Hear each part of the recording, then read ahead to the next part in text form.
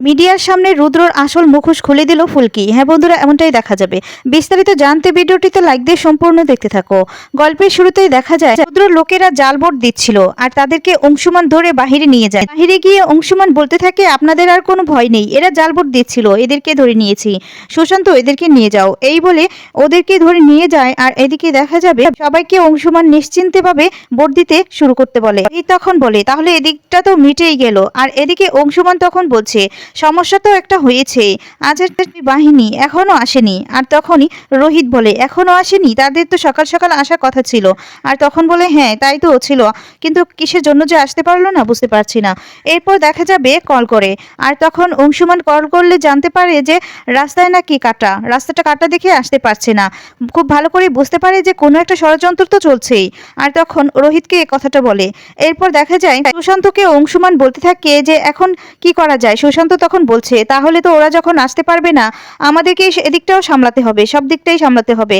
অংশুমান তখন বলে, হ্যাঁ যেভাবেই হোক সামলাতে হবে, আমরা হার মানবো না, ঠিক আছে, আমরা শৃঙ্খলা বজায় রাখবো, বুঝতে পেরেছো, কোনো যাতে ঝামেলা না হয়, আমরা সবটা সামলে নিব।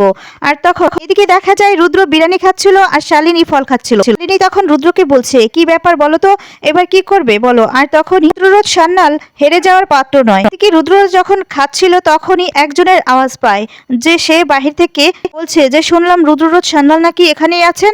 আর তখনই দেখা যায় চলে এসেছে রিকি। রিকি এসে বলতে থাকে, দাদা কভার কোট মলিক আছেন, বিখ্যাত জার্নালিস্ট এখন নবাবগঞ্জে এসেছে কভার করতে। এ কথা বলতেই রুদ্র ভয় পেয়ে যায়। ভয় পেয়ে বিরিয়ানিটা নিচে লুকিয়ে ফেলে। আর এদিকে শালিনীর ফলটা নিয়ে খেতে থাকে। তখনই কমলিকা সেন চলে আসে। আর এসেই তখন বলতে থাকে, আপনি ফল খাচ্ছেন? আর তখন বলে যে কি করব, এই তো, আপনারা খাবেন কিছু বলবো? আর তখন বলে, না না আমরা কিছু খাবো না। কমলিকা সেন তখন বলতে থাকে, বলছি কি ঘরের মধ্যে তো বিরিয়ানির গন্ধ আর আপনি খাচ্ছেন ফল।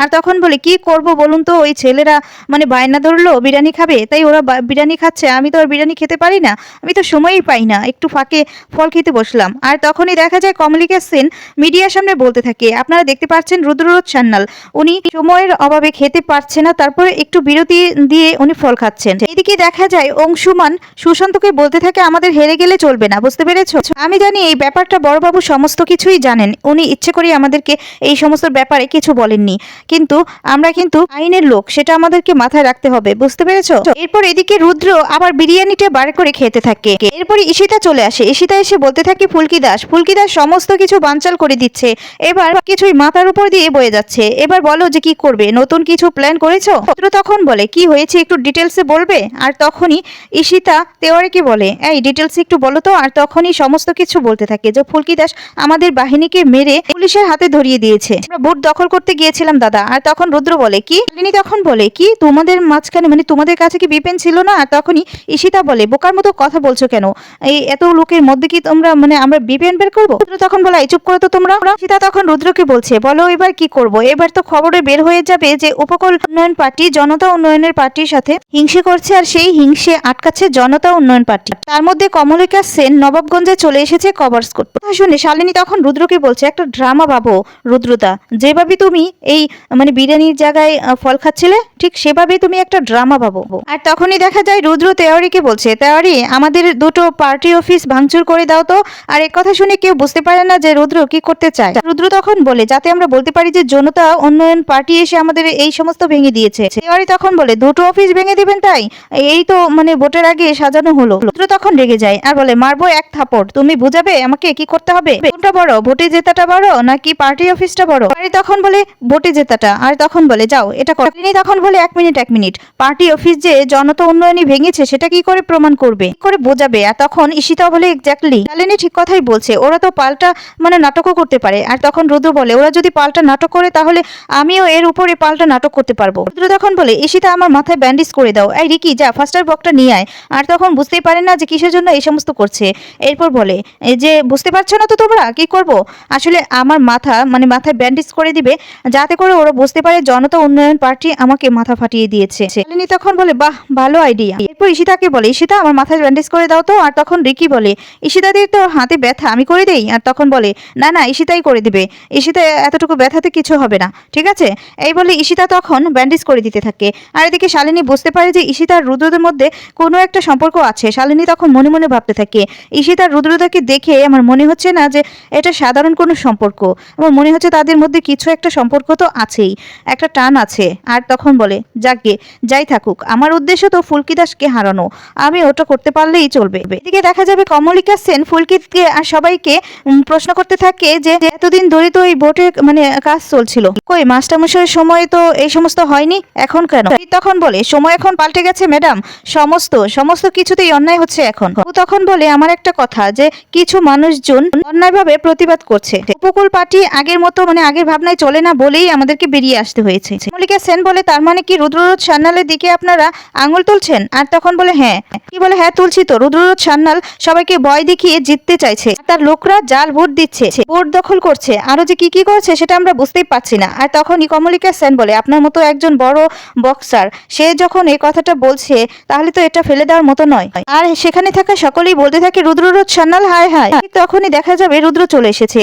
এরপর কমলিকা সেন বলতে থাকে, ওই তো রুদ্ররোধ সান্যাল চলে এসেছে। আর তখনই রুদ্র চলে আসে। কমলিকা সেন রুদ্রকে তখন বলছে, আপনি এখানে এসেছেন খুব ভালো হয়েছে, জনতা উন্নয়নের পার্টির লোকেরা বলছে আপনার লোকেরা নাকি এখানে ভোট দখল করেছে, ওরা নাকি জনগণকে ভোট দিতে দিচ্ছেন, আপনি এই ব্যাপারে কি বলবেন? আর তখন ওরা যা বলছে তাই আপনারা বিশ্বাস করছেন? আমরা ভদ্রতার খাতিরে এতক্ষণ চুপ করেছিলাম, কিন্তু আর চুপ করে থাকবো না। আসল কথা হলো, সত্যি কথা হলো, ওরা আমাদের জনতা উন্নয়নের পার্টির আমাদের দুটো পার্টির অফিস ভেঙে দিয়েছে, ওখানে ভাঙচুর করেছে, আমাকে মেরে দেখুন ওরা কি করেছে। তখনই কমলিকা সেন বলতে থাকে, যে কি বলছেন কি? আর তখন এদিকে লাবণ্যকে বলতে থাকে, মিস্টার সান্যাল আপনি তো এখানে উপস্থিত, আপনি কি বলবেন এই ব্যাপারে? আর তখন বলে, সম্পূর্ণ মিথ্যে কথা, এই যে এখানে তো সবাই উপস্থিত আছে, এই সকল লোকজনকে জিজ্ঞেস করুন। আর তখনই সবাইকে জিজ্ঞেস করলে সবাই তখন বলতে থাকে, হ্যাঁ এখানে ভোট দখল করতে এসেছিল রুদ্ররোধ সান্যালের লোকজন।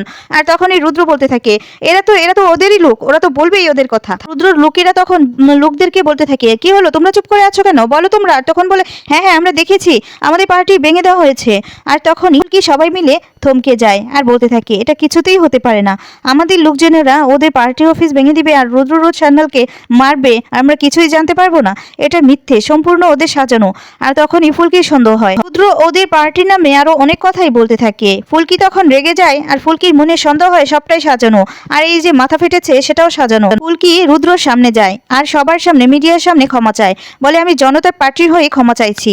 আর তখন কমলিকা সেন বলতে থাকে, আপনি এত বড় একটা বক্সার, আপনি ক্ষমা চাইছেন, আপনি এটা বলতে পারলেন? আর তখন বলে, হ্যাঁ বলতে পারলাম। ফুলকি রুদ্রর সামনে এসে বলতে থাকে, যে তোমরা কেউ দেখতে পেয়েছো যে এই জামাইবাবুর ব্যান্ডেজটা ঠিক মতো বাঁধা হয়নি, ঠিক মতো তোমরা বেঁধে দাও না, যতই হোক নিজেদের লোক বলে কথা। কথা বলেই ফুলকি সেই ব্যান্ডেজটা খুলে দেয়। পুরো ব্যান্ডেজ খুলে দিলেই সবার সামনে প্রমাণ হয়ে যায় রুদ্রর কোনো মাথা ফাটেনি, রুদ্র ইচ্ছে করে এই সমস্ত ব্যান্ডেজ করে এসেছে। আর তখন রুদ্র কি বলবে কিছুই বুঝতে পারে না। রুদ্র সেখানে হাত দিয়ে মানে কপালে হাত দিয়ে দৌড়ে চলে যায়, পালিয়ে যায় আর বলে, আমার তো রক্ত পড়ছে, ব্যান্ডেজটা খুলে দিয়েছো, এক্ষুনি ব্যান্ডেজ করতে হবে, এই বলে তার লোকজনকে নিয়ে চলে যায়।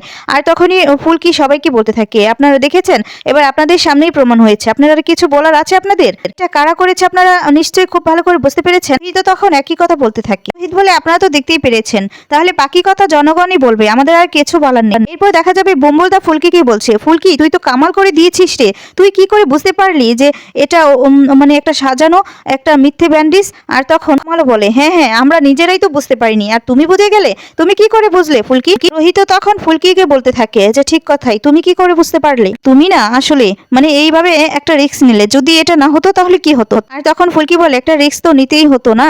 এদিকে দেখা যাবে লাবু মন খারাপ করে দাঁড়িয়ে থাকে আর লাবুর কাছে যায় রোহিত গিয়ে তখন বলে, দিদিভাই কি ভাবছিস তুই কোনো চিন্তা করিস না, আমি আসি তো, আমি আছি, তোর ভাই আছে, এই বলে লাবুকে জড়িয়ে ধরে। অন্যদিকে দেখা যাবে লোকজন তেওয়ারি আর কিছু লোকজন ভোট চুরি করার জন্য কেন্দ্রে চলে যায়। আর তখন বলতে থাকে, তোমাদের অস্ত্র রেডি আছে তো, যাও তোমরা ভোট চুরি করে এক্ষুনি ওখান থেকে বেরিয়ে যাও আর অস্ত্রগুলো সাথে নিয়ে যেও। এরপর এই বললে এদিকে ফুলকিদের লোকজন দেখতে পায়, আর দেখতে পেয়ে তখনই মাস্টারমশাই সবাইকে কল করে জানিয়ে দেয়, ওরাও চলে আসে। মাস্টারমশাই এসে এই সমস্ত দেখে তো খুব রেগে যায়, আর রেগে গিয়ে মাস্টারমশাই একাই তাদের কাছে যেতে লাগলে লাবু কিছুতেই যেতে দেয় না। লাবু বলে, বাবা ওদের কাছে অস্ত্র আছে, কিন্তু মাস্টারমশাই কিছুতেই মানে না।